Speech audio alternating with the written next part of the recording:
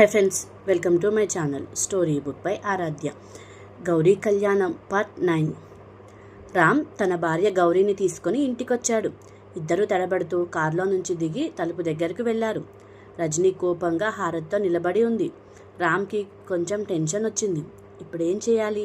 వీళ్ళ ముందు గౌరీని ప్రేమిస్తున్నట్టు నటించాలి కదా అని అనుకొని వెంటనే ఆమె చేతిని పట్టుకున్నాడు. అది గమనించిన గౌరీ, సార్ చేతి వదలండి, ఎందుకు పట్టుకున్నారు అని అడిగింది. హారతిస్తారు, వాళ్ళ ముందు మనం కొంచెం దగ్గరగా ఉండాలి గౌరీ, అందుకే ఇలా. ఇంకా నువ్వు సార్ అని పిలవడం మానేసి ఏమండి అని పిలువు అన్నాడు. సరే అండి అంటూ ఏమండి నా చెయ్యి వదలండి అని ఆమె ముద్దుగా చెప్పగానే రామ్ ఆశ్చర్యపోయాడు.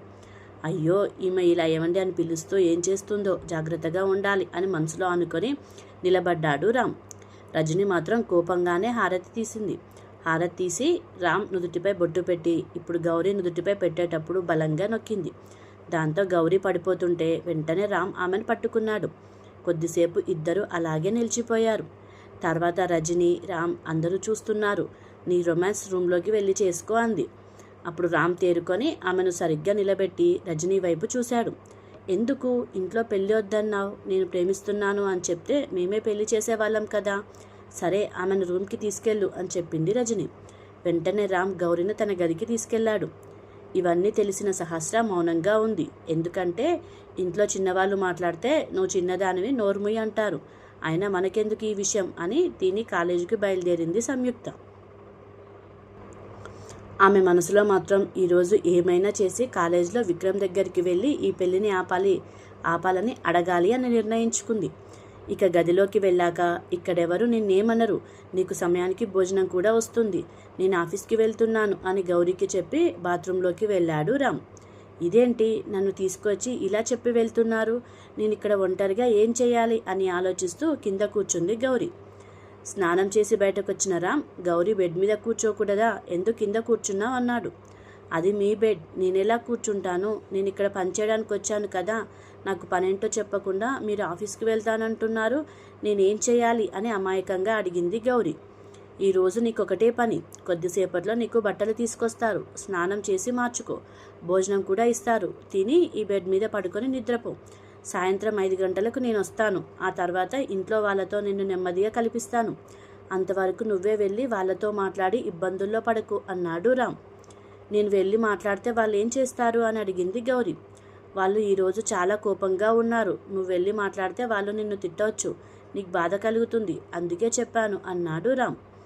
సార్, మీ అమ్మ ఉదయం కొట్టింది కదా, అది నిజమైన కొట్టడం కాదు. ఆ తర్వాత మీ అమ్మ మిమ్మల్ని తిట్టింది కదా, అది కూడా అసలు తిట్టడం కాదు. నిజంగా కొట్టడం అంటే ఎలా ఉంటుందో తెలుసా అని మెల్లగా తన లంగా మోకాళ్ళ వరకు ఎత్తి చూపించింది గౌరీ. ఆమె కాళ్లపై ఎన్నో గాయాల మచ్చలు కనిపించాయి. అవి చూసి రామ్ షాక్ అయ్యాడు. ఏ గౌరీ, ఇవేంటి ఇన్ని మచ్చలు అని ఆశ్చర్యంగా అడిగాడు. గౌరీ వెంటనే లంగా దించి, మా అత్త ఇలా కొట్టేది, ఇక్కడ తిడతారు అని మీరు చెప్పారు కదా, అక్కడ వాళ్ళు మాట్లాడితేనే నేల పగిలి లోపలికి వెళ్ళిపోవాలని అనిపించేది. అన్నీ నేను చూశాను సార్, నాకు కష్టం కొత్తది కాదు, ఇక్కడి సంబంధాలే నాకు కొత్త. ఉదయం మీ అమ్మ మిమ్మల్ని కొట్టిన వేగం చూసి నేను భయపడి మీ వెనుక దాక్కోలేదు. నేను మీ ముందుంటే వాళ్ళు కొట్టేటప్పుడు వారికి బాధ కలుగుతుంది, అందుకే అలా దాక్కున్నాను అంది గౌరీ. ఏంటి, కొడుతుంటే వారికి బాధ కలుగుతుందా అంటే నన్ను కొట్టాలని నువ్వు దాక్కున్నావా అని రామ్ అడిగాడు. అవును సార్, ఇంత ప్రేమ ఉన్న కుటుంబంలో చెప్పకుండా పెళ్లి చేసుకుంటే కొట్టకుండా వదిలేస్తారా? వారు మీ మీద చాలా ప్రేమ పెంచుకున్నారు, అది నేను 10 నిమిషాల్లోనే చూశాను. ఆ ప్రేమ ముందు వారు నన్ను ఎంత తిట్టినా నాకు పర్వాలేదు, కానీ మీరు మాత్రం వారిని మోసం చేయకండి సార్. మీకు నచ్చకపోతే నన్ను పంపించండి, వారు చూసిన అమ్మాయిని పెళ్లి చేసుకొని వారితో సంతోషంగా ఉండండి సార్. మనం ఇష్టపడే వాళ్ళ కోసం చేసే ప్రతి పని ఎంత సంతోషం ఇస్తుందో తెలుసా? మీరు పెద్ద పెద్ద చదువులు చదివారు, పెద్ద కార్లో తిరుగుతారు, నోరు తెరిస్తే ఇంగ్లీష్లో మాట్లాడతారు, కానీ కుటుంబంలో ఉన్న వాళ్ళను అర్థం చేసుకోవడం మాత్రం మీకు రాదు అని ఆమె మాట్లాడుతుంటే ఈ చిన్న అమ్మాయి ఇంత సహజంగా మాట్లాడడం చూసి రామ్ ఆశ్చర్యపోయాడు. నువ్వు చాలా క్యూట్గా ఉన్నావు గౌరీ, బాగా మాట్లాడుతున్నావు, నీతో మాట్లాడుతూనే ఉండాలి అనిపిస్తోంది, కానీ నాకు టైం లేదు, ముఖ్యమైన మీటింగ్స్ ఉన్నాయి, నేను వెళ్ళాలి. ఈరోజు నేను చెప్పినట్టు నువ్వు బుద్ధిగా రూమ్లోనే ఉండు, సాయంత్రం వచ్చి అందరినీ ఒప్పించి నిన్ను పరిచయం చేస్తాను, అప్పటి వరకు కిందకి వెళ్ళకు అని చిన్నపిల్లకి చెప్పినట్టు మళ్ళీ చెప్పి కిందకి వెళ్ళాడు రామ్. ఇక అతను కిందికి వెళ్ళగానే ఎవరూ అతనితో మాట్లాడలేదు. డైనింగ్ టేబుల్ మీద టిఫిన్ పెట్టి ఉంది. సరే, మనం చేసినది తప్పే కదా, అందుకే వారి కోపం ఉంటుంది అని ఎప్పుడు యంత్రంలో మౌనంగా తిని వెళ్ళిపోయే అతను ఈరోజు టేబుల్ దగ్గర కూర్చున్నాడు. మనసాగక సుజాత వచ్చి అతనికి టిఫిన్ పెట్టింది. కానీ ఏం మాట్లాడలేదు. అతని ముఖం కూడా చూడలేదు. రామ్ 2 ఇడ్లీలు తిని చేతులు కడుక్కొని వచ్చి ఎప్పుడు చేయనట్టు ఈరోజు మొదటిసారి తన అమ్మ చెంపను పట్టుకొని ముద్దు పెట్టి, సారీ, నన్ను క్షమించు, I love you so much, సాయంత్రం వచ్చి అన్ని క్లియర్గా చెప్తాను అని త్వరగా వెళ్ళిపోయాడు. తన కొడుకు ఇలా ప్రవర్తించడం సుజాతకి కొత్తగా అనిపించింది. చెప్పకుండా పెళ్లి చేసుకోవడం వల్ల బాధగా ఉన్నా ఎప్పుడు మౌనంగా ఉండేవాడు ఈరోజు ఇలా ప్రేమగా ప్రవర్తించడం అతనిలో మార్పును చూపించింది. పర్వాలేదు, రామ్ కొంచెం భావోద్వేగంగా మారుతున్నాడు అంటే ఆ అమ్మాయిపై అతనికి చాలా ప్రేమ ఉండాలి. అందుకే ఈ మార్పు. ఆమె చిన్నదైనా బలంగా ఉంది అని తన కోడలిని మనసులోనే మెచ్చుకుంది సుజాత. తర్వాత పనిచేసే కన్నమ్మని పిలిచి పైకి వెళ్ళి రామ్ రూమ్లో ఉన్న అతని భార్యకు టిఫిన్ ఇచ్చి రమ్మని చెప్పి తన గదికి వెళ్ళింది సుజాత. ఇక రజని తన భర్తతో ఆఫీస్కి వెళ్ళింది. సహస్ర కాలేజీకి వెళ్ళింది. గోపాలరావు మరో ఫ్యాక్టరీకి వెళ్ళాడు. ఇప్పుడు ఇంట్లో గౌరీ, సుజాత, పనివాళ్ళు మాత్రమే ఉన్నారు. అయినా సుజాతకు గౌరీ దగ్గరికి వెళ్ళి మాట్లాడాలని అనిపించలేదు. ఇక మరోవైపు స్నేహకు యుక్త వచ్చిందని ఉదయాన్నే తెలిసింది. వెంటనే బిడ్డ కావలసిన సామాన్లు, బట్టలు తీసుకొని ఆమెను చూడ్డానికి వెళ్ళింది. ఆ సమయంలో యుక్త బిడ్డతో ఆడుకుంటూ మాట్లాడుతోంది. అప్పుడే లోపలికి వచ్చిన స్నేహ, ఏంటి యుక్త, బిడ్డతో చాలా సీరియస్గా మాట్లాడుతున్నట్టున్నావంది. ఏ స్నేహ, రారా అని లోపలికి పిలిచింది యుక్త. ఏంటి యుక్త ఇలా చేశావు? నేను ఊరికి వెళ్ళాను. సరే కానీ కావ్య ఇక్కడే ఉంది, సుశీలమ్మ ఉంది, ఎవరో ఒకరిని తీసుకొని హాస్పిటల్కి వెళ్ళాలి కదా, ఇలా ఒంటరిగా వెళ్ళి బిడ్డను కనేసావు. నేను ఊరి నుంచి వచ్చిన వెంటనే నిన్ను చూడ్డానికి ఇంటికొచ్చాను. నీ భర్త వచ్చి నేను తీసుకెళ్లాడు అని పక్క వాళ్ళు చెప్పారు. సరే, ఇక నీ జీవితం బాగుంటుంది అనుకున్నాను. కానీ ఈరోజు మార్కెట్లో సుశీలమ్మను కలిసినప్పుడు అసలు విషయం తెలిసింది. యుక్త, నువ్వు చాలా తప్పు చేస్తున్నావు.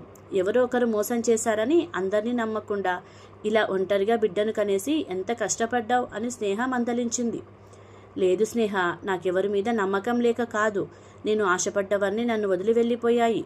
నా ఊపిరి అనుకున్నవాడు నన్ను మోసం చేశాడు. ఇప్పుడున్న మీ అందరినీ కూడా కోల్పోతానేమో అన్న భయం. అందుకే మీ నుంచి కొంచెం దూరంగా ఉండాలని అనుకున్నాను అని చెబుతూ యుక్త ఏడ్చింది. ఏంటి యుక్త ఇది? బాలింత ఇలా ఏడవకూడదు. నీకు మేమంతా ఉన్నాం. నువ్వే మమ్మల్ని బయటకు తోసి పంపే వరకు మేమెవరం నిన్ను వదిలి వెళ్ళాం అని స్నేహ చెప్పింది. ఇటు చూడు, నేను పాపకి బట్టలు, పౌడర్స్, కావలసిన వస్తువులన్నీ తీసుకొచ్చాను అంది స్నేహ. చాలా థ్యాంక్స్ స్నేహ, పాపకు నేను ఒక్క డ్రెస్ కూడా తీసుకోలేదు. పాత బట్టలను చించి కట్టాను. ఎక్కడికి వెళ్ళి తీసుకురావాలో కూడా తెలియదు. చాలా మంచి పని చేశావు, థ్యాంక్స్ అని యుక్త ఏడుస్తూనే చెప్పింది. ఒక బిడ్డకు తల్లయ్యావు యుక్త, ఇంకా చిన్నపిల్లలా ఉండకు. ఎందుకు ఇలా ఉన్నావు? ఏదైనా ఉంటే మాకు చెప్పు, మేము నీకున్నాం. బయటకు వెళ్ళడానికి భయపడుతున్నావా? ఎక్కడైనా ఎవరికంట పడతాను అని భయపడుతున్నావా?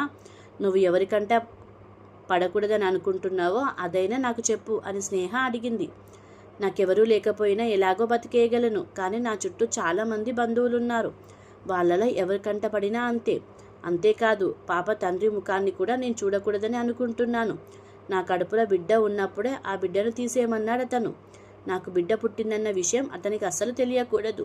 ముఖ్యంగా అతనికంట నేను పడకూడదు. అందుకే నేను ఇంటి బయటకు వెళ్లకుండా ఈ మిషన్ కుట్టుకుంటూ ఇక్కడే ఉన్నాను అని ఏడుస్తూ చెప్పింది యుక్త. స్నేహ యుక్తను ఓదారుస్తూ, నీలో చాలా రహస్యాలు దాచుకున్నావు. బాధలను నీలోనే పెట్టుకున్నావు. నీ గురించి ఉన్న నిజాన్ని నాకు చెప్పకూడదని అనుకుంటున్నావు. నీ భర్త పేరు చెప్పడానికి కూడా వెనుకాడుతున్నావు. నాకు అర్థమవుతోంది యుక్త, నువ్వు అతన్ని చాలా ప్రేమించావు. కానీ ఆ ప్రేమకు అతడు అర్హుడా అని ఆలోచిస్తే ఖచ్చితంగా లేదు అని చెప్పాలి.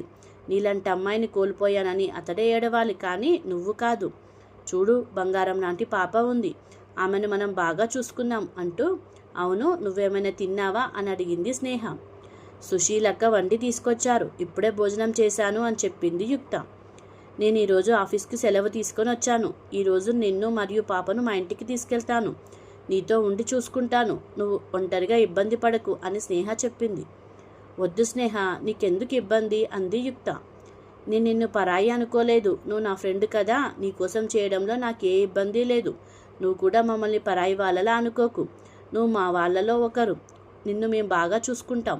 ముందు ఇంటికి రా. ఇంకో 3 నెలలు నువ్వు ఒంటరిగా బిడ్డతో ఉండడం చాలా కష్టం. మేమే చూసుకుంటాం అని పక్కింటి సుశీలమ్మకు చెప్పి యుక్తను మరియు పాపను తన ఇంటికి తీసుకెళ్ళింది స్నేహ.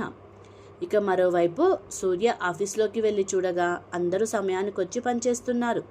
కానీ స్నేహ క్యాబిన్కి వెళ్ళి చూసేసరికి ఆమె అక్కడ లేదు. ఏంటి రవి, ఆ అమ్మాయి రెండో రోజే లేటా లేక సెలవు తీసుకుందా అని అడుగుతూ తన గదికి వెళ్ళాడు సూర్య. సార్, అది ఆమె ఫ్రెండ్కి బిడ్డ పుట్టిందంట, వాళ్ళతో ఎవరూ లేరట, అందుకే ఈరోజు ఒకరోజు సెలవు కావాలని అడిగింది. నేను ఓకే అన్నాను అని రవి కొంచెం తడబడి చెప్పాడు. ఓకే రవి, ఒక ముఖ్యమైన విషయం మాట్లాడాలి, క్యాబిన్కి రా అని చెప్పి సూర్య తన గదిలోకి వెళ్ళాడు. సరే బాస్ అంటూ అతని వెనుక వెళ్ళాడు Ravi. India world cup final match ఇంకా 2 రోజుల్లో జరగబోతోంది. ఇండియా గెలుస్తుంది అని అందరూ నమ్ముతున్నారు. ఇప్పుడు కొత్తగా బ్యాటింగ్లో మెరిసిపోతున్న దేవ్ చాలా మంచి పర్ఫార్మెన్స్ ఇస్తున్నాడు. అందుకే మన హెల్త్ డ్రింక్స్ మరియు ఫుడ్ ప్రొడక్ట్స్కు మోడల్గా దేవ్తో అగ్రిమెంట్ చేసుకోవాలని అనుకుంటున్నాను. అందుకే రేపే ఆస్ట్రేలియాకు బయలుదేరాలి. వెంటనే ఫ్లైట్ టికెట్ బుక్ చేయరవి. నేను వచ్చే వరకు ఆఫీస్ చూసుకోండి అని చెప్పాడు సూర్య. సరే బాస్ అని రవి అన్నాడు. కొద్దిసేపు ఆలోచించిన తర్వాత రవి, ఇంకో ముఖ్యమైన విషయం, ఇక్కడ ఉన్న అందరికీ నేను బాస్ అని తెలుసు, కానీ స్నేహ విషయంలో మాత్రం నేను బాస్ కాదు, కేశవ్ బాస్. అది అలాగే మెయింటైన్ చేయండి. నేను చెప్పే వరకు ఈ కంపెనీకి ఎండి నేనే అని ఆ అమ్మాయికి తెలియకూడదు. అలాగే అగ్రిమెంట్ పేపర్స్ అన్నీ రెడీ చేయి. రేపు నేను ఆస్ట్రేలియాకి వెళ్ళాలి. ఇక నువ్వు వెళ్ళి వర్క్ చూసుకో అని చెప్పి తన సిస్టంలో పని మొదలుపెట్టాడు సూర్య. ఇక మరోవైపు రామ్ హెడ్ ఆఫీస్లో కూర్చొని ఉన్నాడు. వరుణ్ మరియు శ్రీకాంత్ని నా రూమ్కి రావాలని చెప్పు అని సుహాస్కి కాల్ చేసి ఫోన్ పెట్టేశాడు రామ్. సరే అని కిందకి వెళ్ళిన సుహాస్, వరుణ్ ఇంకా శ్రీ మీ ఇద్దరిని బాస్ రూమ్కి రావాలని చెప్పారు అని చెప్పగానే వరుణ్కి చేతులు కాళ్ళు వణకడం మొదలయ్యింది. సుహాస్ సార్, మేమేమైనా తప్పు చేశామా? మా మీద ఏమైనా కంప్లైంట్ ఉందా? బాస్ మనల్ని ఉద్యోగం నుంచి తీసేస్తారా అని భయంగా అడిగాడు. తెలియదు వరుణ్, వెంటనే రావాలని చెప్పారు. నువ్వు ఇలా లేట్ చేస్తే నిజంగానే నువ్వు అనుకున్నది జరుగుతుందేమో అని సుహాస్ అన్నాడు. అయ్యో సార్, ఇప్పుడే వస్తున్నాం అంటూ ఏ శ్రీ త్వరగా రా అని అతని చేతిని పట్టుకొని లిఫ్ట్లోకి లాగేశాడు వరుణ్. ఇక రామ్ ముఖ్యమైన ఫైల్స్ చూస్తున్నాడు. అప్పుడే పరిగెత్తుకుంటూ వచ్చిన వరుణ్ ఊపిరి పీలుస్తూ అతని ముందు నిలబడ్డాడు. ఏంటి శ్రీ, నీ ఫ్రెండ్ ఏమైనా రేస్లో పాల్గొనొచ్చాడా? ఎందుకు ఇంతగా ఊపిరి తీసుకుంటున్నాడు అని వాళ్ళని చూడకుండానే ఫైల్ చూస్తూ అడిగాడు రామ్. బాస్, మీరేదో ముఖ్యమైన విషయం మాట్లాడాలని పిలిచారని సుహాస్ సార్ చెప్పారు. అందుకే స్పీడ్గా వచ్చాం. అందుకే ఊపిరి అందట్లేదు అని వరుణ్ అన్నాడు. ఓకే, ఇద్దరు కూర్చోండి అని రామ్ అన్నాడు. మేము నిలబడి ఉంటాం బాస్, మీ ముందు ఎలా కూర్చుంటాం అని సంకోచించారు వాళ్ళు. పర్వాలేదు శ్రీ, మీరు నా దగ్గర పనిచేస్తున్నారు. నేను మీ బాస్ అనే గౌరవం మీ మనసులో ఉంటే చాలు. ఎంతసేపు నిలబడి మాట్లాడగలరు? నేను మీతో కొంతసేపు ముఖ్యమైన విషయం మాట్లాడాలి, కూర్చోండి అని చెప్పగానే ఇద్దరు తడబడుతూ కూర్చున్నారు. వరుణ్, దేవ్ నీకు తెలుసు కదా అని అడిగాడు రామ్. అవును సార్, మా ఫ్రెండ్ దేవ్. ఇప్పుడు వరల్డ్ కప్ జరుగుతోంది. ఇంకా 2 రోజుల్లో ఫైనల్ మ్యాచ్. అతనికి ఇప్పుడు బ్యాటింగ్లో మంచి పేరు వస్తుంది. అతని గురించి చాలా న్యూస్ వస్తుంది. చాలా సంతోషంగా ఉంది సార్ అని వరుణ్ ఆనందంగా అన్నాడు. ఓకే, నేను దేవ్తో మాట్లాడాలి అని రామ్ చెప్పగానే వరుణ్ వెంటనే దేవ్ నెంబర్ డయల్ చేసి రామ్ చేతిలో పెట్టాడు. ఏంటి వరుణ్, ఇంత ఫాస్ట్గానా? ముందుగా నేను నీతో మాట్లాడాలి, తర్వాత దేవ్తో మాట్లాడదాం అని రామ్ ఫోన్ కట్ చేశాడు. సార్, మీరు దేవ్ గురించి అడిగారంటే మన ప్రొడక్ట్కి మోడల్గా దేవ్ని సెలెక్ట్ చేశారా అని శ్రీ అడిగాడు.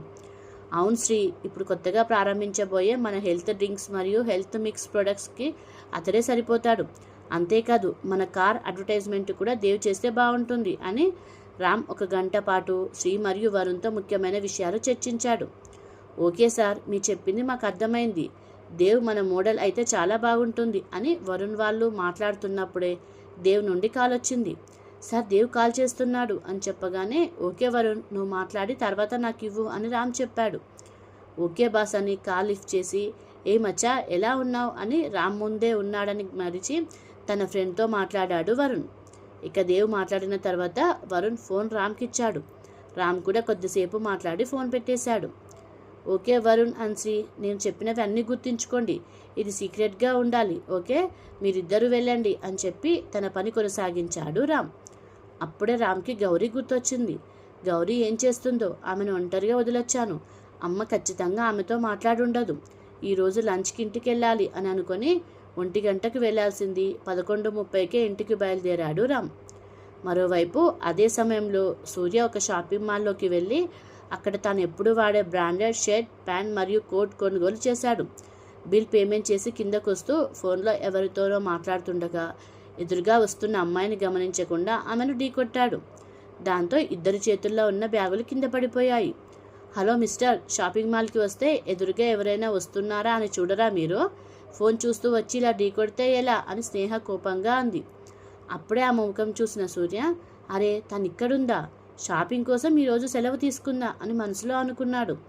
హలో, నేను మీతోనే మాట్లాడుతున్నాను, మీరు నా ముఖం చూస్తున్నారా? మీకు కొంచెమైనా బుద్ధి ఉందా? ఇలా పబ్లిక్ ప్లేస్లో ఒక అమ్మాయిని ఢీకొడతారా అని కోపంగా అడిగింది స్నేహ. అలా అయితే ఒంటరిగా తీసుకెళ్లి ఢీకొట్టాలా అని సూర్య కొంటగా అడిగాడు. అది విన్న స్నేహకి ఇంకా కోపం వచ్చింది. ఏం మాట్లాడుతున్నారు? ఒంటరిగా తీసుకెళ్లి ఢీకొడతారా? నన్ను చూస్తే మీకు ఎలా అనిపిస్తుంది? మీరు అనుకుంటున్నట్టు నేను చెడ్డ అమ్మాయిని కాదు. డబ్బుందని ఏదైనా మాట్లాడతారా అని అతను సరదాగా అన్నదాన్ని అర్థం చేసుకోకుండా కోపంగా తిట్టింది స్నేహ. ఓకే ఫ్రెండ్స్, ఆ తర్వాత ఏం జరగబోతుందో తరువాతి భాగంలో చూద్దాం. మీకు ఈ కథ నచ్చినట్లయితే ఈ ఛానల్ని సబ్స్క్రైబ్ చేసుకోగలరు. Please subscribe to my channel.